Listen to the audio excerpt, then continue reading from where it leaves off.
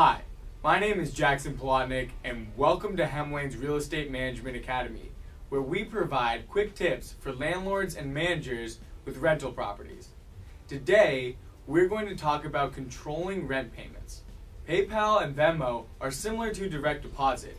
They allow the tenant to pay at will. When you have a problematic tenant, you do not want them to be in control. There are three primary problems that arise when you allow the tenant to be in control.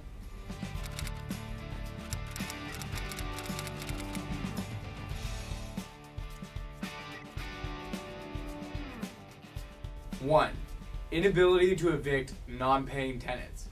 If you allow the tenant to pay via their own mechanism, they can deposit partial rent into your account. Unprofessional investors and managers allow this to happen and have a difficult time evicting tenants.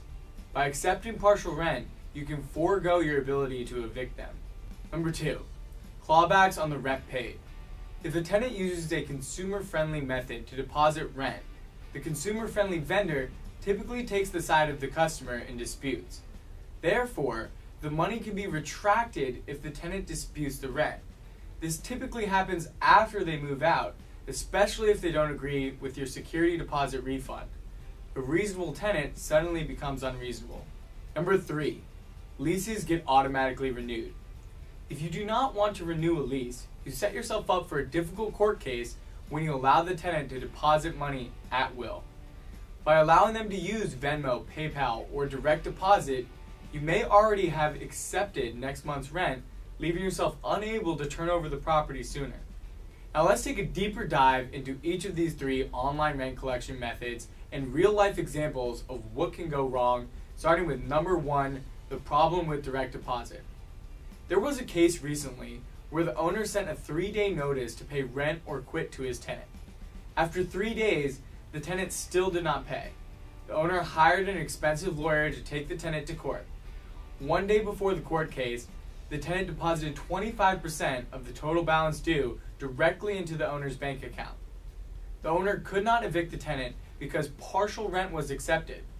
The owner lost the court case and the tenant is living in the property at a deeply discounted price. The owner not only does not have the full rent, but also had to foot the bill for the lawyer. Number two, the problem with PayPal. First, you leave it up to the tenant to determine the type of payment. If the tenant selects rent as a goods and services transaction, then you can incur fees. PayPal also does not make it easy to automate your process, it can't systemize the late fees, it minimizes your control over payments, and ultimately is unprofessional in the rental industry. Second, there is a money-back guarantee with PayPal. If the customer representative feels you have defrauded the customer, then they will give the money back to the tenant. Imagine if a tenant calls to argue about the security deposit refund. You are leaving it up to a PayPal rep with no property management experience to determine whether or not to refund the tenant. Number three, the problem with Venmo. It's free. What's the catch? Well, to start, it is a consumer app. Anyone can pay anyone, and the amount is automatically accepted. The problem is identical to the situation described with accepting direct deposit. In addition, the tenant can cancel their Venmo transaction before it reaches your bank. Venmo should not be used for business transactions. The payment platform was built as a convenient way to pay people you know personally. Venmo and PayPal are great ways to split dinner bills with friends. They are not great ways to set up professional and sustaining rental businesses. So you may be convinced but worried that your tenants will refuse your payment method. This type of tenant has always been a red flag to me. Tenants like this look for unprofessional landlords, where they can create leniency for not paying according to the lease agreement. It is important that you have a solid tenant screening process and a tenant who wants to work with you. You also want to make sure to work with them by offering an offline and online payment method. Some states require an offline form of payment. So what are the best ways to collect rent?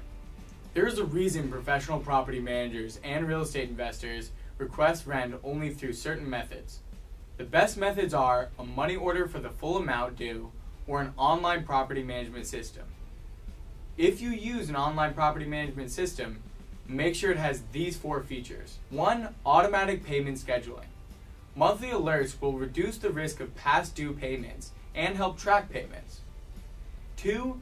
The ability to accept only full payments. This reduces the risk of partial payments that prevents moving forward with an eviction in many states. 3. Automatic late fees. This will reduce the risk of late payments by always sending out late fee notices. And 4. The ability to cancel future payments. If you are starting an eviction, there should be a process in place to cancel the remaining balance of the payment. The primary issue that I have with landlords and real estate investors is that they don't treat their rentals like a business. They use existing tools that amplify the risk associated with managing rental properties. Have you ever seen a store clerk tell you that you can pay via Venmo or go to your bank to transfer money into their account? No, and there's a reason for this.